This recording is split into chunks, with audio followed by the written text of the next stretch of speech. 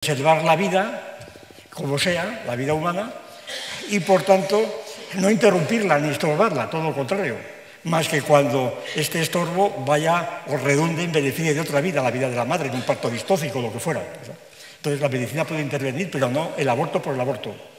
De manera que entonces la idea del aborto, desde el punto de vista médico, pues es una idea que es esencialmente normativa, que no es neutra y que los médicos, por definición de su oficio, tienen ya incorporada a su propia norma, su propia normativa. Es decir, que no les, por eso he dicho al principio, que no les puede dejar indiferentes, ¿verdad? Salvo destrozar y cambiar toda su tradición, lo cual no es tan fácil, porque está arraigada en muchísimos médicos. Luego se le llama objeción de conciencia, como he dicho antes, pero eso es una cuestión distinta, es una cuestión particular. Particularmente uno puede tener objeción de conciencia, pero ¿qué es tu conciencia? ¿Pero qué es esa la conciencia, verdad? Es otra vez idealismo. Es un poco como cuando se dice, hablando del aborto, es que era un hijo no deseado, se dice. Pero ¿qué le importa al embrión que fuera deseado o no? ¿Se dan cuenta qué estupidez tan grande se dice? Es que fue un hijo no deseado. Pero bueno, no deseado es una cuestión de la madre, no del hijo, ¿no?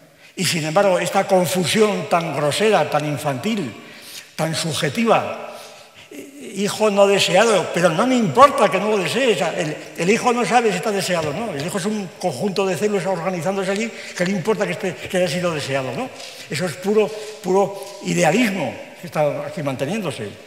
Claro, desde un punto de vista materialista esto es ridículo por completo, es sencillamente inadmisible, es que la niña de 16 años tiene un hijo no deseado, ¿y a qué le importa a la niña de 16 años tener un hijo no deseado?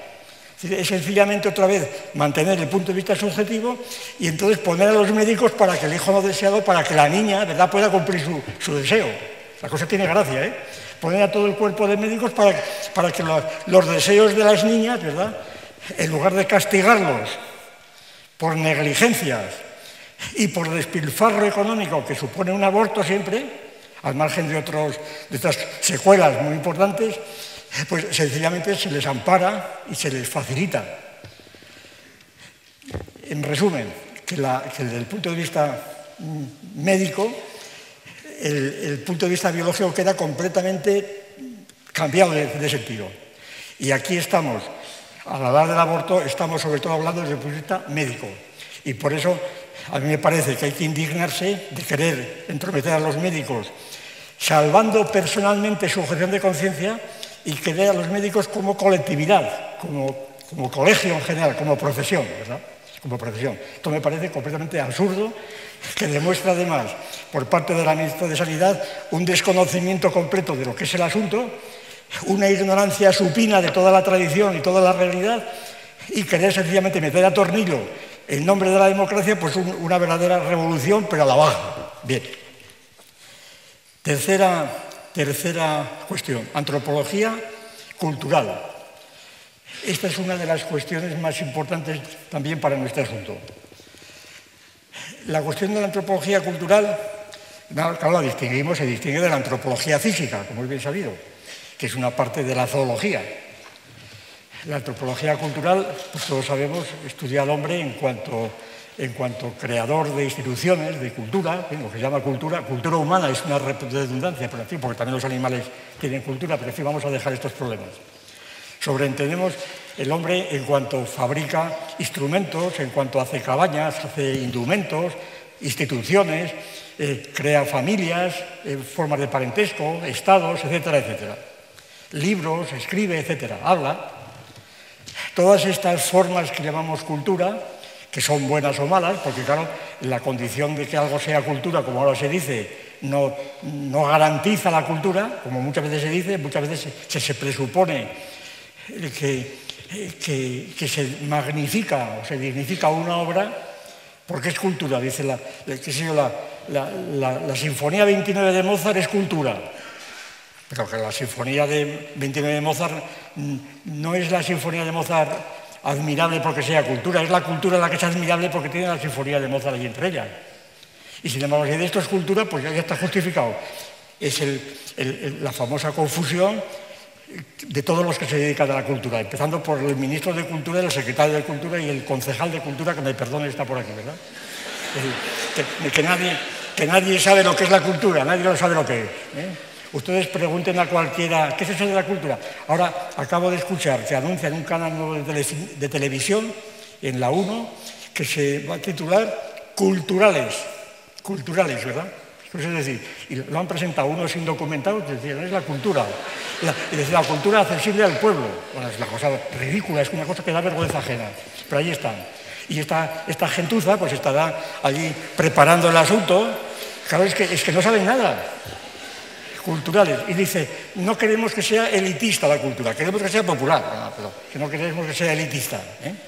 ¿Qué entiende por elitista? Bueno, es algo impresentable, es un nivel verdaderamente casi prehistórico al que estamos volviendo.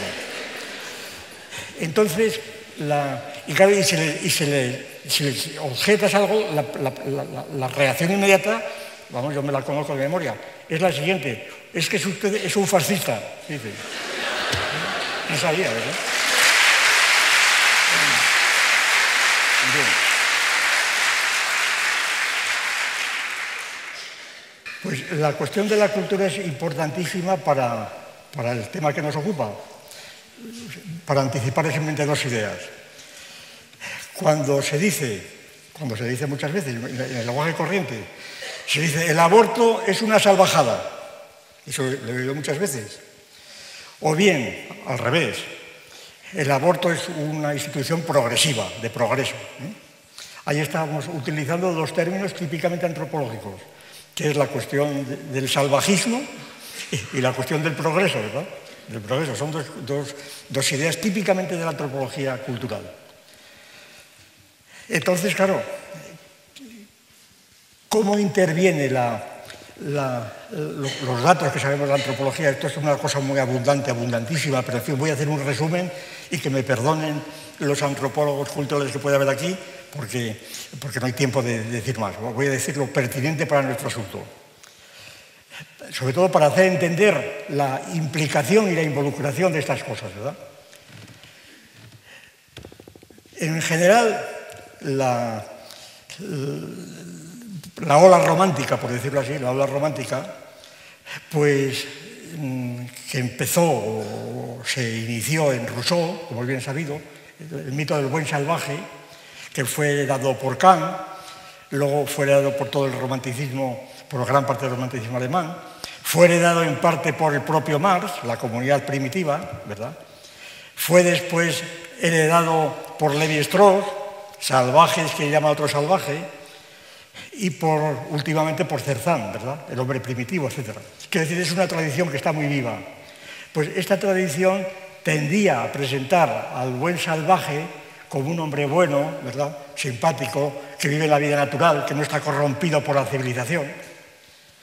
Pero claro, esta idea romántica pues duró muy poco tiempo y ya cuando empezó la antropología en serio, la antropología clásica, lo que se llama antropología clásica, la de Morgan, Tylor, etc., sobre todo es muy famosa, voy a abreviar, la famosa división de Morgan en tres fases de la evolución de las culturas, la fase del salvajismo, de la barbarie y de la civilización.